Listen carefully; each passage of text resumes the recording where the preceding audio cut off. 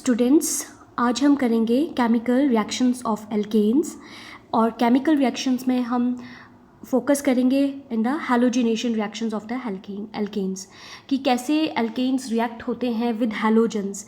Halogens आपको पता ही होगा, fluorine, chlorine, bromine, iodine, they are the halogens.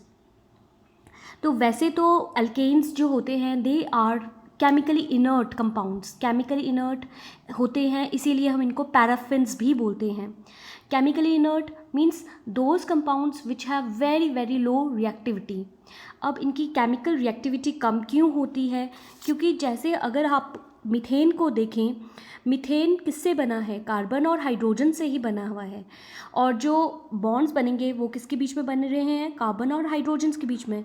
And which are form by mutual sharing of the electrons, means वो जो bond है उनके बीच में कोवलेंट बॉन्ड है, क्योंकि कार्बन और हाइड्रोजन की इलेक्ट्रोनेगेटिविटी वैल्यूज़ काफ़ी क्लोज होती हैं।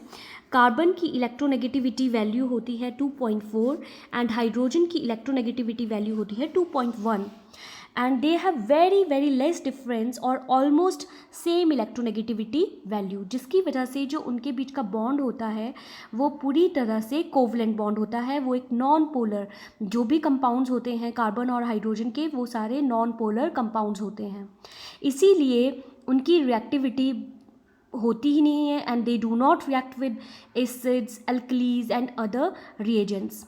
बट अंडर हार्श कंडीशंस, कुछ कंडीशंस, अगर हम टेम्परेचर बहुत ज़्यादा बढ़ा देते हैं तो तब एल्केन्स कुछ एक केमिकल रिएक्शंस देते हैं। कुछ एक केमिकल रिएक्शंस जो एल्केन्स के होते हैं they are like substitution reactions, कुछ ऑक्सीडेशन रिएक्शंस भी होते हैं, कुछ एरोमेटाइजेशन रिएक्शन, रिफॉर्मिंग रिएक्शंस भी होते हैं। तो सबसे पहले we will discuss the halogenation reaction. Halogenation reaction एक तरह का सब्स्टिट्यूशन रिएक्शन है और ये जनरली नॉर्मल कंडीशंस में नहीं होता है। रूम टेम्परेचर में कोई रिएक्शन नहीं होगा। अगर आप मीथेन को या क्लोरीन को ले लें या किसी हैलोजन मॉलिक्यूल को ले लें तो कोई रिएक्शन नहीं होगा, क्योंकि रूम टेम्परेचर पर इतनी एनर्जी नहीं है मॉलिक्यूल्स के पास, या इतनी सफिशेंट एनर्जी नहीं है कि बॉन्ड ब्रेकिंग या बॉन्ड फॉर्मेशन हो पाए। तो ये जो रिएक्शन है, यहाँ पर हमने हैलोजिनेशन में क्लोरीनेशन और ब्रोमिनेशन सिमिलर टाइप से रिएक्ट करेंगे। यहाँ पर हमने मीथेन का रिएक्शन लिया है क्लोरीन के साथ and in the presence of sunlight और यूवी लाइट। सनलाइट और यूवी लाइट मीन्स सनलाइट की प्रेजेंस में ये हो सकता है, या फिर हम बहुत ज़्यादा हाई टेम्परेचर प्रोवाइड कर रहे हैं 500 to 600 केल्विन के बीच में, 525 to 673 केल्विन के बीच का टेम्परेचर रेंज ले रहे हैं, तब हमारे पास सब्स्टिट्यूशन हो रहा है। Chlorine is substituting the hydrogen, one hydrogen atom and it is forming CH3Cl. One of the chlorine has replaced one of the hydrogen and it is forming methyl chloride and HCl as a byproduct. Next step में फिर से ये chlorine molecules के साथ react हुआ है और फिर इसने दूसरे हाइड्रोजन एटम को रिप्लेस करके बना दिया है CH2Cl2 and HCl is formed as a byproduct. फिर से नेक्स्ट स्टेप में फिर से CH2Cl2 रिएक्ट हुआ है क्लोरीन के साथ एंड थर्ड ये वाला हाइड्रोजन एटम फिर से रिप्लेस हो जाएगा by the chlorine atom and it forms CHCl3 plus HCl and फिर से यही रिएक्शन होगा and lastly carbon tetrachloride is formed जब सारे के सारे हाइड्रोजन एटम्स रिप्लेस हो गए हैं बाय द हैलोजन। तो such type of reaction is called as halogenation reaction. Similar तरह का रिएक्शन होगा ब्रोमीन के साथ भी, ब्रोमीन के साथ भी सिमिलर तरह का रिएक्शन होगा। बट जब हम आयोडिनेशन करेंगे, means reaction of the alkanes with iodine, तो ये रिएक्शन एक रिवर्सिबल रिएक्शन होगा। तो it forms methyl iodide and HI which reacts with each other. जो प्रोडक्ट्स बनेंगे इसमें वो आपस में फिर से रिएक्ट कर जाएंगे to give back methane and iodine. This reaction is reversible reaction. तो अगर हम इस रिएक्शन को फॉरवर्ड डायरेक्शन में प्रोग्रेस करवाना चाहते हैं तो we will take some oxidising agent. Oxidising agent जैसे हम हाइड्रोआयोडिक एसिड और नाइट्रिक एसिड, किसी एसिड का हम यूज़ करेंगे जो कि जितना भी HI प्रोड्यूस हुआ होगा इन द रिएक्शन वो उसको कंज्यूम कर लेगा। जैसे हमने HiO3 लिया तो वो HI मॉलिक्यूल्स जो यहाँ पर प्रोड्यूस हुए होंगे इनको इनके साथ रिएक्ट करके आयोडीन बना देगा, और आयोडीन एक रिएक्टेंट है ही रिएक्शन में। तो इस तरह से जब हम HiO3 या HNO3 किसी ऑक्सीडाइजिंग एजेंट का यूज़ करेंगे तो ये रिएक्शन, हम इस रिएक्शन को फॉरवर्ड डायरेक्शन में प्रोग्रेस करवा सकते हैं। तो ये होगा आयोडीनेशन के साथ। बट फ्लोरीन के साथ जब हम ये रिएक्शन करते हैं, this reaction is very very explosive reaction, एक वायलेंट रिएक्शन हो जाएगा, क्योंकि फ्लोरीन बहुत ज़्यादा रिएक्टिव होती है। तो अगर हम order of reactivity of halogens देखें तो सबसे ज़्यादा ये जो विग्रस रिएक्शन होता है, फ्लोरीन की रिएक्टिविटी बहुत ज़्यादा होती है, उसके बाद क्लोरीन की, उसके बाद ब्रोमीन की, और सबसे कम होती है आयोडीन की। जैसा कि हमने देखा ही है कि जब हम आयोडीन के साथ रिएक्शन कर रहे हैं तो ये रिएक्शन रिवर्सिबल रिएक्शन है। अब हम इस रिएक्शन का मैकेनिज़्म देखते हैं। अब मैकेनिज़्म देखेंगे, क्योंकि ये जो रिएक्शन हो रहा है, इसमें जो बॉन्ड टूट रहा है between the carbon and hydrogen, it is a non polar bond है। मतलब इसमें पॉजिटिव और नेगेटिव स्पीशीज़ तो कोई बनेंगी ही नहीं, क्योंकि कार्बन और हाइड्रोजन की ऑलमोस्ट सेम इलेक्ट्रोनेगेटिविटी वैल्यूज़ है। अब किस तरह से ये रिएक्शन हो रहा है, तो ये रिएक्शन 3 स्टेप्स में हो रहा है: chain initiation step, chain propagation step and chain termination step. Chain initiation के लिए हमें हीट या सनलाइट की ज़रूरत पड़ेगी। हीट और in the presence of sunlight ये जो क्लोरीन मॉलिक्यूल के बीच का बॉन्ड है, इट अंडरगोज होमोलिसिस हो जाएगी, means equal cleavage of this bond. अब जिसकी वजह से एक इलेक्ट्रॉन इस क्लोरीन पर आ गया, दूसरा इलेक्ट्रॉन इस क्लोरीन एटम पर आ जाता है, और 2 chlorine free radicals are form. 2 chlorine free radicals are form. अब एक बार फ्री रेडिकल बन गया और बहुत ज़्यादा ये आगे रिएक्टिव कंपाउंड होता है। Free radicals are highly reactive intermediates. ये एक बार बन जाते हैं तो उसके बाद कंट्रोल करना मुश्किल हो जाता है रिएक्शन को। ये एक क्लोरीन रेडिकल अब देखो क्या करेगा, चेन प्रोपेगेशन स्टेप में मीथेन का ये जो एक बॉन्ड है बिटवीन कार्बन एंड हाइड्रोजन, ये होमोलिसिस कर देगा।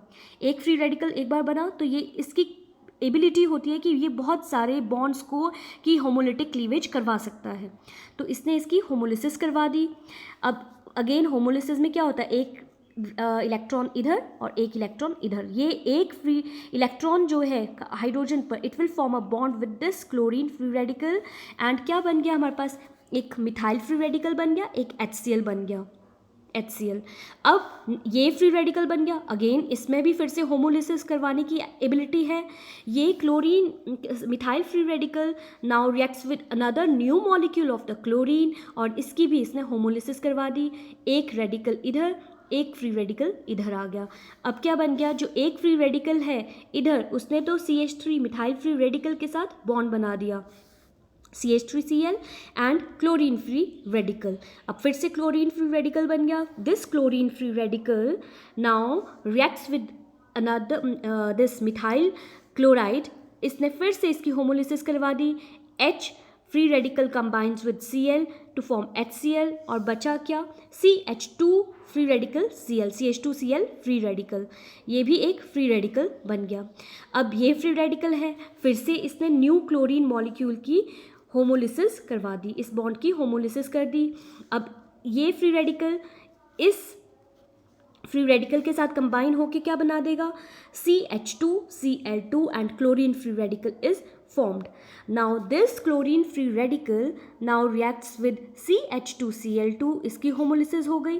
Now एक जो यहाँ पर इलेक्ट्रॉन है, it will form a bond with this chlorine free radical and form HCl and CH2Cl2 free radical. CH2Cl2 free radicals now again reacts with new chlorine molecule and form CHCl3 and chlorine free radical. Chlorine free radical reacts with CHCl3 and form HCl and CCl3 free radical. Last में ये CCl3 free radical reacts with new molecule of fluorine and form CCl4 and Cl free radical. इस तरह से आपने देखा कि chain propagation step में एक फ्री रेडिकल बहुत सारे फ्री रेडिकल्स को बना सकता है, means it can continue the chain. अब बहुत सारे फ्री रेडिकल्स बन गए, अब ये चेन कैसे टर्मिनेट होगी?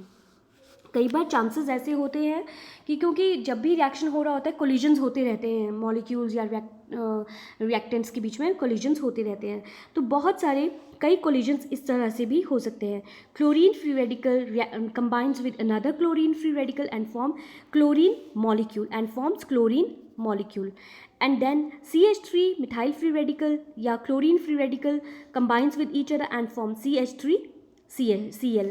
और कई बार ऐसा होता है कि methyl free radicals they combine with each other and form a neutral ethane molecule. इस तरह से जब फ्री रेडिकल्स दूसरे फ्री रेडिकल के साथ कंबाइन होता है तो एक न्यूट्रल मॉलिक्यूल बन जाता है और इस तरह से चेन टर्मिनेट हो जाती है by the combination of the free radicals, chain termination हो गई। अब इसके लिए हमारे पास क्या एविडेंस है कि ये रिएक्शन एक फ्री रेडिकल चेन रिएक्शन है? What is the evidence for this reaction? तो जब कभी भी हमारा फर्स्ट एविडेंस तो यही है कि ये रिएक्शन कभी भी डार्क में नहीं हो सकता। अगर हम इस मिथेन मॉलिक्यूल्स को या क्लोरीन मॉलिक्यूल्स को डार्क में प्लेस करेंगे तो ये रिएक्शन कभी भी प्रोग्रेस नहीं करेगा, मींस हमें इसके लिए या तो लाइट की ज़रूरत है या फिर हमें हाई टेम्परेचर की ज़रूरत है। और या फिर मान लो अगर हमने इसको डार्क में रखा है बट हमने हाई टेम्परेचर प्रोवाइड कर दिया तो then this reaction can progress. Then second evidence इसका ये है कि मान लो ना तो हमने इतना ज़्यादा टेम्परेचर भी नहीं दिया ना और हमने इसको लाइट भी नहीं दी, हमने मॉलिक्यूल्स को डार्क में ही रखा है बट हमने एक सोर्स ऑफ फ्री रेडिकल्स डाल दिया। फॉर एग्जांपल हमने टेट्राइथाइल लेड डाल दिया। Tetraethyl lead undergoes forms ethyl free radical and lead at a temperature range of about 400 kelvin. इस टेम्परेचर रेंज में ये वाला रिएक्शन तो नहीं हो सकता। Methane can not combine with chlorine at which temperature 415, but ये टेम्परेचर इसकी क्लीवेज के लिए सफिशेंट है। ये इस टेम्परेचर रेंज में इथाइल फ्री रेडिकल ज़रूर बना सकता है बट ये रिएक्शन आपस में ये दोनों एक दूसरे के साथ रिएक्ट नहीं कर सकते एट दिस टेम्परेचर। इसके लिए कितनी ज़रूरत थी टेम्परेचर की? 500 to 600 केल्विन टेम्परेचर की ज़रूरत थी अगर हमें मिथाइल क्लोराइड बनाना है। बट हमने यहाँ पर क्या डाला है, हमने बहुत ट्रेस क्वांटिटी में हमने टेट्राइथाइल लेड ले लिया है। तो इस टेम्परेचर रेंज में tetraethyl lead can form ethyl free radicals and once a free radical is formed it can induce the chain। ये चेन को स्टार्ट कर सकता है। तो इस तरह से किस तरह से ये चेन को स्टार्ट करेगा? These ethyl free radicals can cause the homolytic cleavage in chlorine molecule resulting in the formation of chlorine free radical। फिर से वैसा ही हो गया, chlorine free radical बन गया and it can start the chain। और कई बार क्या होता है, now next evidence in support of this reaction is जब कभी भी हम इनहिबिटर्स डाल देते हैं। इनहिबिटर्स क्या होते हैं? इनहिबिटर्स वो सब्सटेंसेस होते हैं विच कैन या तो पूरी तरह से स्टॉप कर देंगे चेन रिएक्शन को या फिर वो स्लो डाउन कर देंगे रेट ऑफ रिएक्शन को, मतलब या तो वो स्पीड को कम कर देंगे, जितनी स्पीड से वो चल रहा था चेन रिएक्शन उसकी स्पीड कम कर देंगे या फिर वो पूरी तरह से ऑल टुगेदर इनहिबिट कर देंगे। तो they are called as inhibitors. Inhibitors for example oxygen act as a inhibitor. तो जब कभी भी हम ऑक्सीजन को डाल देंगे उस रिएक्शन मिक्सचर में जहाँ पर ये चेन चल रही है, चेन रिएक्शन हो रहा है, तो वहाँ पर एल्काइल फ्री रेडिकल्स बने ही होंगे कहीं ना कहीं। They will combine with oxygen and form a peroxy alkyl radical। peroxy alkyl radical जो बनते हैं they have very less reactivity in comparison to chlorine free radicals या methyl free radicals। इनके comparatively peroxy alkyl radical की reactivity बहुत कम होती है जिसकी वजह से ये रिएक्शन inhibit हो जाता है, कम हो जाता है या rate of reaction कम हो जाता है। तो ये हमने किया। इस तरह से हमारे पास एविडेंस भी मिल गए हैलोजिनेशन रिएक्शन के लिए और हमने चेन रिएक्शन भी स्टडी कर लिया कि ये 3 स्टेप्स में होता है। नेक्स्ट हमारा जो टॉपिक होगा वो होगा ओरिएंटेशन ऑफ द हैलोजिनेशन, वो मैं आपको नेक्स्ट वीडियो में बताऊंगी। Thank you.